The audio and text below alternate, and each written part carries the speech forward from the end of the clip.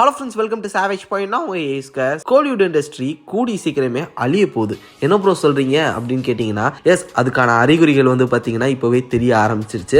என்ன மாதிரி அறிகுறிகள் அப்படின்னு கேட்டிங்கன்னா, நம்ம கோலிவுட்டில் இருக்கக்கூடிய பிக் டைரக்டர்ஸே அதர் இண்டஸ்ட்ரியில் போய் படம் பண்ண ஆரம்பிச்சிட்டாங்க. அதர் இண்டஸ்ட்ரியில் இருக்கக்கூடிய சூப்பர் ஸ்டார்ஸை மேற்கொண்டு இன்னும் சூப்பர் ஸ்டார்ஸாக மாற்றுறதுக்காக போயிட்டாங்க. ஃபினான்ஷியலி அவங்களுக்கு பார்த்தீங்கன்னா மார்க்கெட் ரீதியாகவும் அவங்களுக்கு அடுத்த ஒரு கட்டத்துக்கு கொண்டு போகிறதுக்கு நம்ம டைரக்டர்ஸ் ஒர்க் பண்ணிட்டு இருக்காங்க. நம்ம ஆக்டர்ஸ் விட்டுட்டு நம்ம ஆக்டர்ஸ்க்கே அது மாதிரியான ஸ்டார் ஸ்டேஜிங் ஒர்க்லாம் பண்ண வேண்டி இருக்கு. நம்ம இண்டஸ்ட்ரிக்கே பல தேவைகள் இருக்கு. அதை விட்டுட்டு இப்போ அதர் இண்டஸ்ட்ரீஸ்க்கு உழைக்கிறது நம்ம டைரக்டர்ஸ் போயிட்டாங்க. அப்ப நம்ம இண்டஸ்ட்ரிக்கு யார் உழைப்பா? இப்படின்ற பல விஷயங்கள், பல பிரச்சனைகள் இருக்கு. இதன் மூலமா என்ன மாதிரியான பிரச்சனைகளை கோலிவுட் ரிஃப்ளெக்ட் பண்ண போகுது, வரக்கூடிய காலங்களில் பாத்தீங்கன்னா அனுபவிக்க போகுது அப்படின்றது எல்லாத்தையும் இன்னைக்கு இந்த வீடியோ நம்ம பார்த்துடலாம். அதனால இந்த வீடியோவை ஸ்கிப் பண்ணாம ஃபுல்லா பாருங்க. வாங்க நம்ம வீடியோக்குள்ள போகலாம்.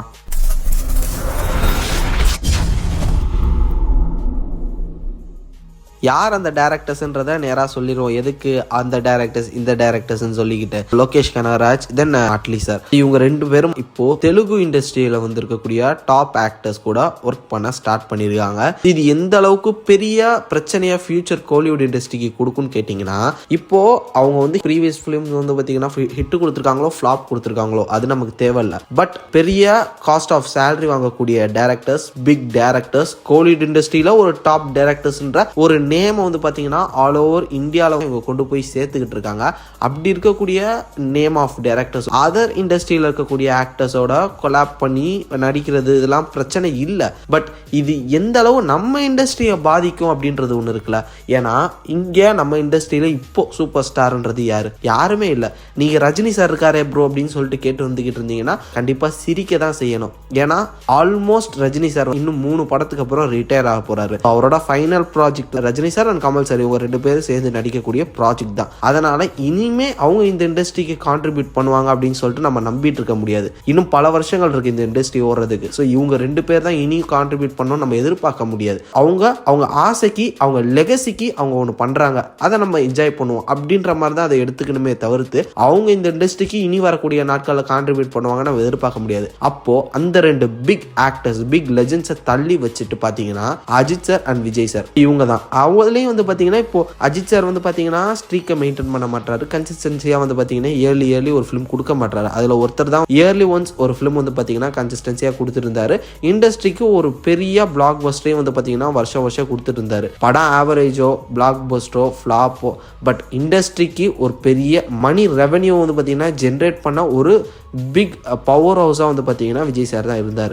அவருமே இன் கேஸ் கோலிவுட்ல இல்லைன்னா இப்ப அடுத்து இங்க யாரு சூப்பர் ஸ்டார், யார் டே ஒன்லே 100 crores பிளஸ் பாத்தீங்கன்னா கலெக்ட் பண்ணக்கூடிய அளவுக்கு ஸ்டார்டம் எந்த ஆக்டருக்கு இங்க இருக்கு?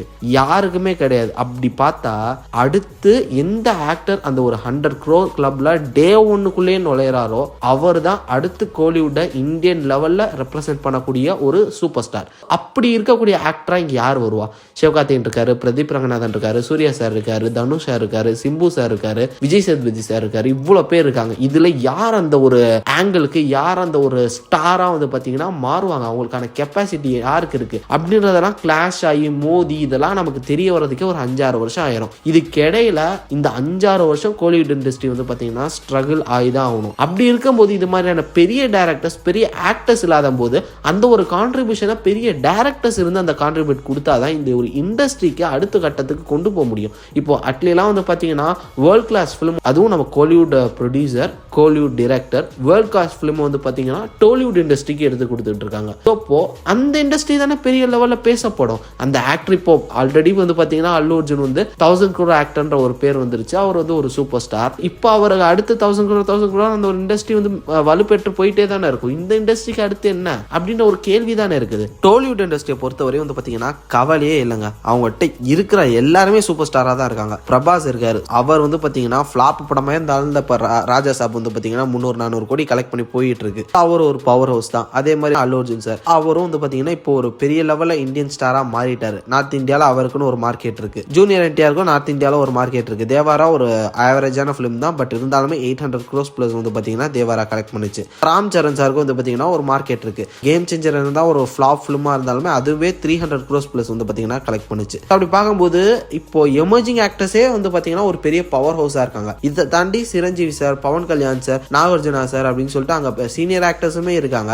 அதே மாதிரி இப்ப அடுத்த ஸ்டேஜுக்கு வந்துட்டு இருக்கக்கூடிய ஆக்டர்ஸா வந்து பாத்தீங்கன்னா விஜய் தேவர்கொண்டா, நானி, இது மாதிரியான ஆக்டர்ஸ் இருக்காங்க. ஸோ நானிலாம் வந்து பாத்தீங்கன்னா ஆல்மோஸ்ட் 200 crores பிளஸ் வந்து பாத்தீங்கன்னா நெருங்கிட்டாரு. இப்போ ரிலீஸ் ஆகக்கூடிய பாரடைஸ் படம் அவருக்கு வந்து ஒரு கேம் சேஞ்சிங் மொமெண்டா இருக்கும்னு சொல்றாங்க. இந்த வருஷம் நானியுமே ஒரு கேம் சேஞ்சரா மாறதுக்கான வாய்ப்புகள் இருக்குன்னு இண்டஸ்ட்ரி பேசுது. அந்த அளவு ஒரு பெரிய ஒரு growth வந்து பாத்தீங்கன்னா டோலிவுட் இண்டஸ்ட்ரி இப்போ பார்த்துக்கிட்டு இருக்காங்க. அடுத்து கோலிவுட் இண்டஸ்ட்ரிக்கு என்ன? சிவகார்த்திகேயனுக்கு வந்து பாத்தீங்கன்னா இருக்கக்கூடிய ஒரே ப்ராஜெக்ட் வெங்கட் பிரபு ப்ராஜெக்ட், அது சைஃபை அப்படின்றாங்க. அது ஒன்னு மேபி இண்டஸ்ட்ரிக்கு வந்து பாத்தீங்கன்னா கேம் சேஞ்சிங் மொமெண்டா இருக்கலாம். அதை தாண்டி இங்க இருக்கக்கூடிய ஆக்டர்ஸ்ல யாரு இந்த சினிமா களத்தை அடுத்த கட்டத்துக்கு கொண்டு போற அளவுக்கு, லைக் வேர்ல்ட் கிளாஸ்க்கு கொண்டு போற அளவுக்கு எந்த ஆக்டர் படம் பண்ணிட்டு இருக்காங்க? எனக்கு தெரிஞ்சு பிரதீப் ரங்கநாதன் அவர் வந்து எல்ஐகேன்னு சொல்லி ஃபியூச்சரிஸ்டிக்கான ஒரு வேர்ல்ட் கிளாஸ் பிலிம் ஒன்று பண்ணியிருக்காங்க. அது என்னதான் வந்து பாத்தீங்கன்னா சிம்பிள் கான்செப்டா இருந்தாலும் விஷுவலி அந்த ஒரு படம் மேக்கிங் வைஸ் ஏதோ ஒரு விதத்துல இந்தியன் ஆல் ஓவர் இந்தியன்ல வந்து பாத்தீங்கன்னா பேசப்படும். இந்த மாதிரியான ப்ராஜெக்ட் அடுத்து என்ன இந்தியால இருக்கு? எந்த அளவு பெரிய பட்ஜெட் ப்ராஜெக்ட் இருக்கு? ஸோ வேல்பாரி சங்கர் சார் அவர் பண்ணுவாரா என்னன்னு தெரியல.